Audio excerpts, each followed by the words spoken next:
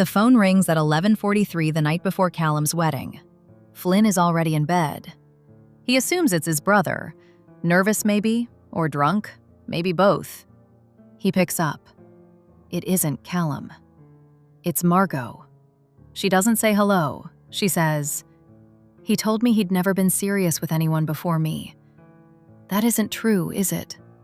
Not a question. She already knows. Flynn is 26 years old, standing in a hotel room in dress socks, and his mind moves through three things at once.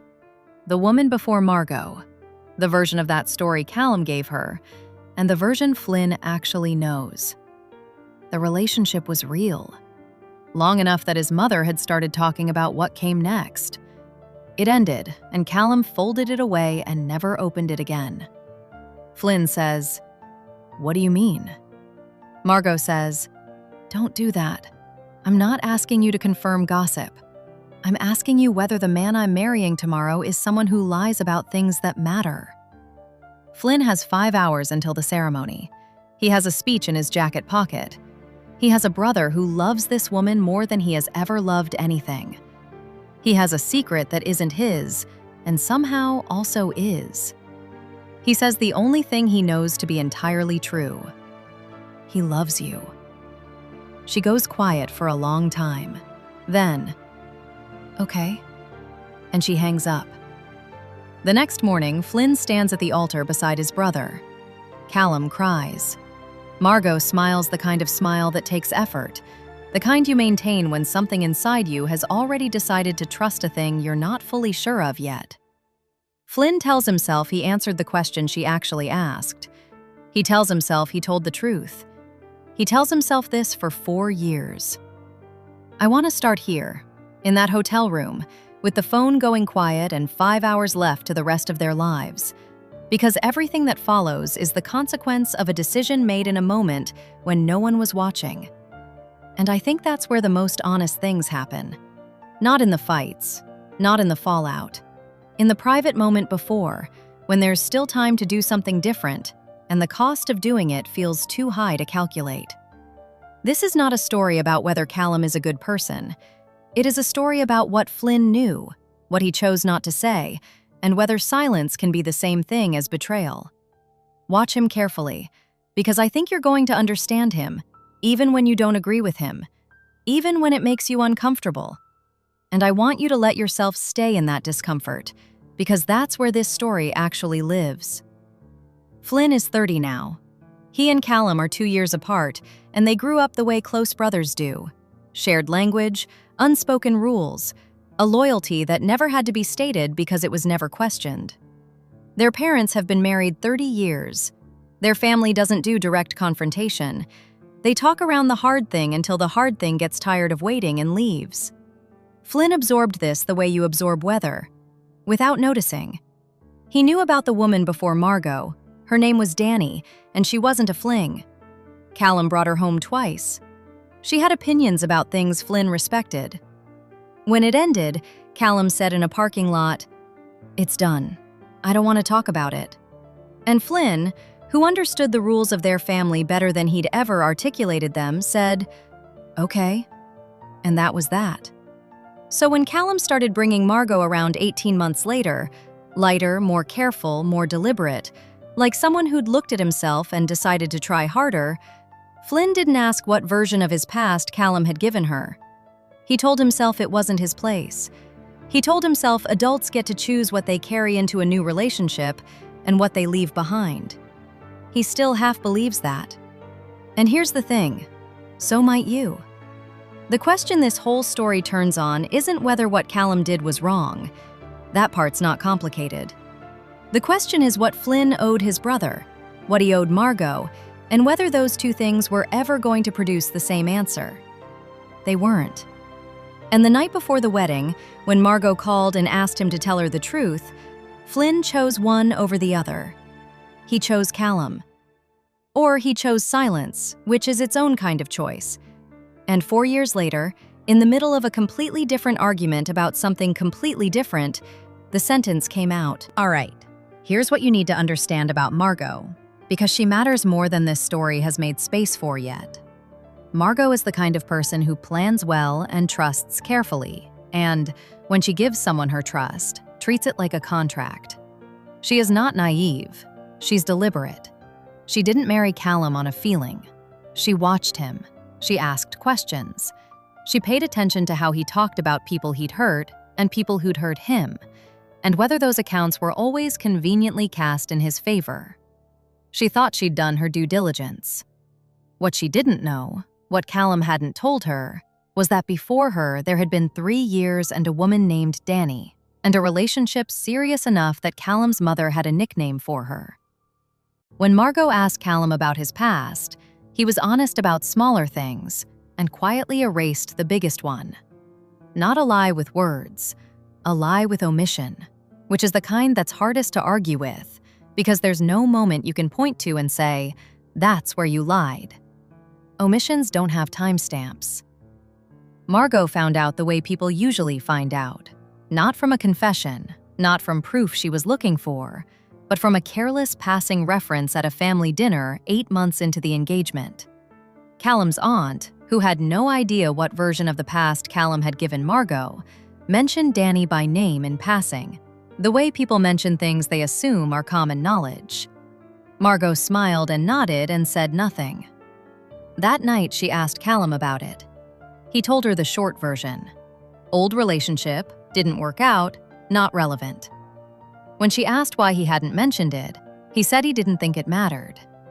When she pushed, because she pushes, carefully, directly, he said, "I didn't want you to feel like you were competing with someone."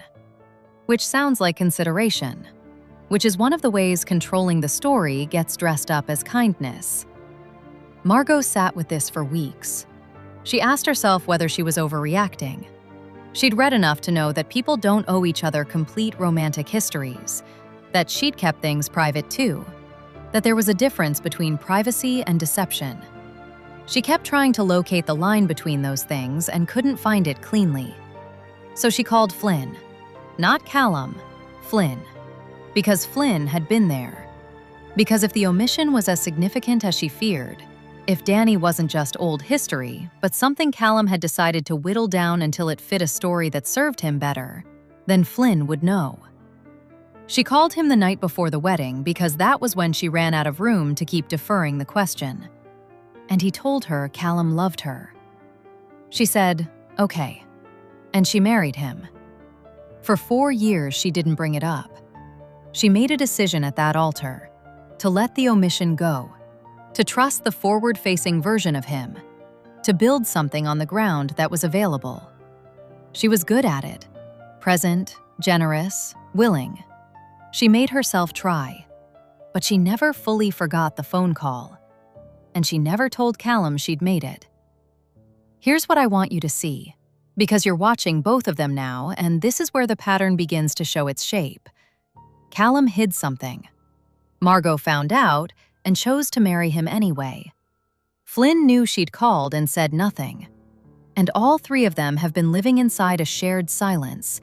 Not comfortable exactly, but managed. Functional. Until it stopped being functional.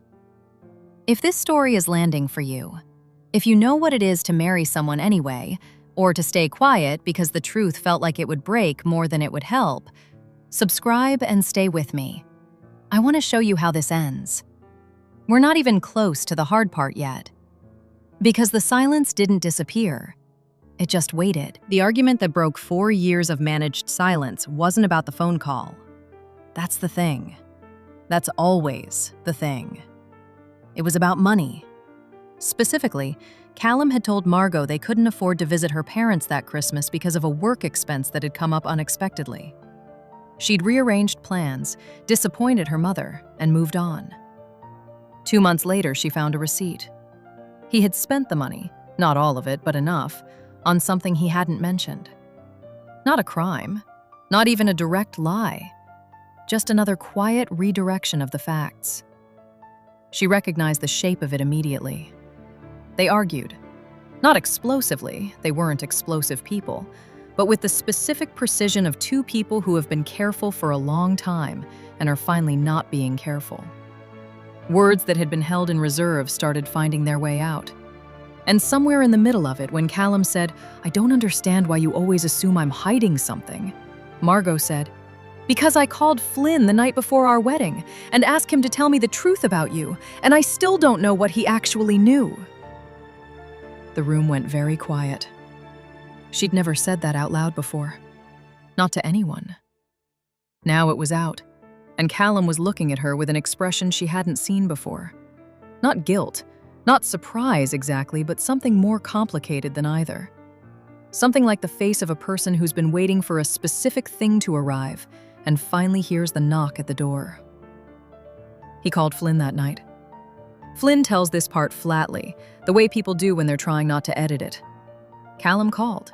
He said, "Margot told me she called you the night before the wedding." Flynn said yes. Callum asked what she'd said. Flynn told him. Then Callum asked the question Flynn had been carrying for 4 years without knowing he was carrying it. "Why didn't you tell me?" Flynn had a whole internal architecture built around the idea that he'd done the right thing, or at least not the wrong thing. Standing on the phone with his brother, he found the architecture wasn't as solid as he'd built it to be. Because the honest answer was, "I didn't know what to do. And by the time I'd decided, it was done." Which is true. Which also means Flynn had decided. There was a moment, maybe 5 seconds, maybe less, where a choice existed, and he made it. He chose the version of events that required the least from him. He told himself he was protecting his brother. He told himself he was respecting Margot's autonomy. She'd called, she'd asked, she'd decided to go through with the wedding. He told himself the outcome would have been the same. He'd told himself a lot. Now, on the phone with Callum, he could hear how hollow those justifications sounded when they had to exist alongside another person's reaction to them. What does Flynn actually owe? I want you sitting with that right now. He didn't make Callum lie. He didn't know the full extent of what Callum had hidden. He knew something was off. He knew Margot was unsettled. And he said the truest thing he could find, which was, "Callum loves you." That was real. That was accurate. But here's what I want you to consider. Margot didn't call Flynn because she needed to be told Callum loved her. She already knew that. She called him because she needed someone to either confirm her fear or put it to rest. And Flynn, who could have said, "I think you should talk to Callum before tomorrow," gave her instead an answer to a question she hadn't asked. And that answer sent her down the aisle. If you've ever been the person who knew something and said just enough truth to clear your own conscience, drop a comment. Tell me what you did with it. Because I think more people have made Flynn's choice than will admit it, and I want to hear from them. Here's the part of the story that shifts things. Up until now, if you're being generous, you can read Callum as someone who handled his past imperfectly, omitted things he was ashamed of, told a version of events that was kinder to himself than it was accurate. That's not admirable, but it's recognizable. It's the kind of thing people do when they're afraid of being seen clearly and losing something they don't want to lose. But then Callum talks to his mother. Not to process, not to get perspective. He calls her within 48 hours of the fight, before he and Margot have had the sustained conversation they need to have. And he tells her his version. Margot called Flynn behind his back. Margot brought up old history to win an argument. Margot has been holding this over him for 4 years without saying anything. His mother calls Flynn to check in. Flynn, who has now had 2 days of sitting with what Callum said to him, immediately notices something. Callum's version doesn't include why Margot made the call. It doesn't include the Danny omission. It doesn't include the Christmas money. It starts at the moment Margot said Flynn's name in the middle of a fight, and it presents that moment as the inciting incident, rather than as the surface breaking on something much older. Flynn recognizes this. He recognizes it the way you recognize something you've seen your whole life, but only just named. Callum has always done this. Not maliciously, or not only maliciously, but consistently. He tells the version of events that begins at the point where he becomes sympathetic. He finds the frame that positions him as the person who was acted upon, rather than the person who acted. Flynn has watched him do this his entire life and called it Callum's sensitivity, Callum's difficulty with confrontation, Callum's way of managing things. He's never called it what it actually is, which is the practice of revising history in real time and recruiting people to the revision before the fuller picture can be established. And Callum just did it to Margot. He framed her to his mother before she could speak for herself. His mother, who loves Margot but loves Callum with the specific, unquestioning loyalty of someone who raised him, who has spent 30 years extending him every possible benefit of every possible doubt. His mother now has a version of events that will be very difficult to revise, because people don't generally revise the first story they're told about someone they already want to protect. Flynn knows this, and he has to decide, again, what he does with knowing it. He calls Callum back. He says, "You told Mum before you and Margot had actually talked." Callum says, "I needed support." Flynn says, "You left out the part about Danny." Pause. And then Callum says something Flynn will think about for a long time. "What Margot and I sort out between us is between us. You should have thought about that before you became her confidant." Which is a remarkable sentence, because what it does, efficiently, cleanly, is reframe Flynn's role in all of this. Flynn answered a call on the night before a wedding and said 4 words: "He loves you." Callum is now characterizing this as Flynn positioning himself as Margot's confidant against Callum's interests. Flynn didn't do that, but the sentence plants a seed, and seeds like that grow fast in families that already have complicated soil. For the first time in this story, Flynn is angry. Not abstractly. At Callum. At the specific recognition that his brother, who he has protected and deferred to and stayed quiet for, has just used that history as leverage, has turned 4 years of silence into evidence of disloyalty. And Margot is sitting somewhere in their house, not knowing any of this is happening. She made herself vulnerable in an argument. She said the truest thing she'd held for 4 years. And while she was waiting for a real conversation, her husband was on the phone to his mother, shaping the ground. This is the pattern. This is what Margot felt before the wedding and couldn't name and called Flynn about in the dark. The thing she sensed, underneath the love, underneath the deliberateness, the way Callum always managed to be the protagonist of every account of his own life. She knew. She just needed someone to tell her she wasn't imagining it. And Flynn said, "He loves you." Flynn calls Margot. He doesn't plan to. He sits with it for 3 days, long enough that the decision starts to feel like it's making itself. And then he calls. He says, "I want to tell you what I knew the night you called me. The full version." And he tells her. He tells her about Danny. He tells her what he knew and when he knew it. He tells her that when she called that night, he understood what she was actually asking, and he gave her a true answer to a different question, because he didn't know what else to do. He tells her he's sorry. Not in a performance, in the particular accountable way of someone who has finally stopped constructing the version of events where they come out looking okay. Margot is quiet through most of it. When he finishes, she says, "I knew. I didn't know the details, but I knew. That's why I called." She doesn't say she forgives him. She doesn't say he made things worse. She says something more complicated. "I made a choice that night. I knew I didn't have the full picture, and I went ahead anyway. That's mine to carry. And then, but I wish you'd trusted me with it." This is the sentence that reorganizes everything Flynn thought he understood about what he'd done. He told himself for 4 years that he'd protected Margot by not burdening her with something she couldn't change. The wedding was happening. Callum loved her. The information wouldn't have helped. He told himself he'd respected her autonomy by letting her make her own choice without interference. He told himself a lot of things that were framed around Margot, but were actually about him, about his own discomfort with conflict, his loyalty to the architecture of his family, his need to not be the person who said the hard thing out loud. He did not, at any point in 4 years, consider whether Margot might have wanted to be trusted with the truth, whether she was capable of deciding what to do with it herself. He'd decided for her, which is the thing Callum did. Different shape, same motion. Flynn doesn't say this out loud, but he thinks it, and it stays with him. Meanwhile, the situation with Callum deteriorates in the way these things do when they've been papered over for years and the paper finally comes off.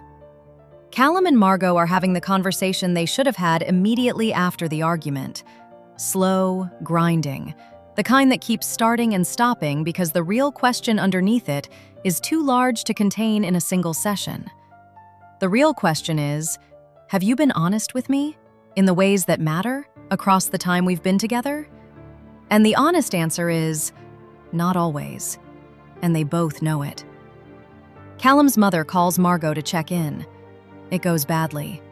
The version his mother was given is not the version Margot is living, and Margot, who has been patient and managed and careful for 4 years, does not have the energy to smooth it over. She says something direct. His mother says something defensive. No one screams, but the call ends with weight on it. Callum, when he hears about the call, blames Margot. And Flynn, hearing Callum blame Margot, does something he has never done in 30 years of being his brother. He says, "That's not fair." Just that. Flat. Quiet. The way you say something you've known a long time and are finally not protecting anyone from. Callum goes silent. And in that silence, Flynn can hear something shift. Not a break, not a rupture, but a change in the ground. The understanding between them was built on Flynn's willingness to absorb and defer and stay quiet. And Flynn is no longer doing that. For the first time, the loyalty runs differently. And Callum doesn't know what to do with a version of his brother that won't hold the shape he needs him to hold. Here's where Flynn lands when I ask him, and when I ask you, to think about the original question. Am I the asshole for not telling my brother that his wife called me the day before the wedding? And my answer is, the question is doing something sneaky. It's asking you to render a verdict on a single moment, one phone call, one silence, one choice made at 11:43 at night by a 26-year-old who didn't have all the context and had too much loyalty and didn't know yet that those two things were going to cost him something. That verdict will vary depending on who you are, what you've been asked to hold for the people you love, and what you've told yourself about the difference between loyalty and complicity. But I think the more honest question, the one Flynn has been sitting with, and the one I want to leave with you, is not whether he was wrong in that moment. It's what he understood, and when, and what he did with that understanding. He understood more than he admitted. He admitted it later than he should have. And when he finally told the truth, he told it to Margot first, which means he chose, one more time, which way his loyalty ran. Only this time the choice was different. This time he chose the person who needed the truth more than the person who needed to be protected from it. That's not a clean resolution. Flynn and Callum are still brothers. The damage in that marriage is real, and no amount of belated honesty undoes the 4 years it was allowed to calcify. Margot is still sorting through what she knows, and what she chose, and what she deserves to feel about both. And Flynn is still figuring out what it means to be the kind of person who holds things, what you owe the people you protect, what you owe the people you're protecting them from, and whether there is ever a version of silence that isn't, eventually, a choice. He thinks there isn't. I think he's right. I keep coming back to Margot, to that call, to the way she said, "I wish you'd trusted me with it." There's something in that sentence that has nothing to do with the specific information Flynn withheld. It's about the larger thing, the quiet underestimation dressed up as protection. She'd been underestimated the whole way through, by Callum, who managed what she knew about his past, by Flynn, who managed what she knew going into her marriage, by Callum's mother, who was given a curated account before Margot could speak for herself. All of them, in their various ways, decided for her. She's done letting people decide for her. That part is good. That part, out of everything, I hold on to.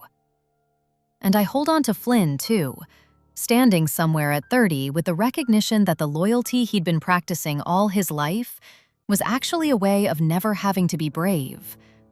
Not because he's a bad person, because he was formed by a family that rewarded people for absorbing and deflecting and smiling past the hard thing. And he didn't question that until the cost of not questioning it became someone else's to pay. People always show you who they are. Callum showed Flynn for 30 years. Flynn just kept reframing what he was seeing, until he didn't. If this story reached you, if you've been Flynn or if you've been Margot, or if you're still not sure which one, I want to hear from you. Tell me the part that's stuck.